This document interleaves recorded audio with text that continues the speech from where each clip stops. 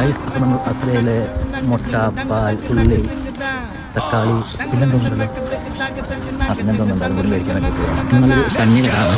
ഹൈലവിനൊക്കെ കഴിഞ്ഞ് പരിപാടിയൊക്കെ കഴിഞ്ഞ് നിർത്തുന്നത്.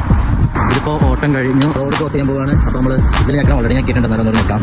അവിടെ പച്ച കത്തുമ്പോൾ മാത്രമാണ് നമുക്ക് റോഡ് ക്രോസ് ചെയ്യാൻ പാടുള്ളൂ.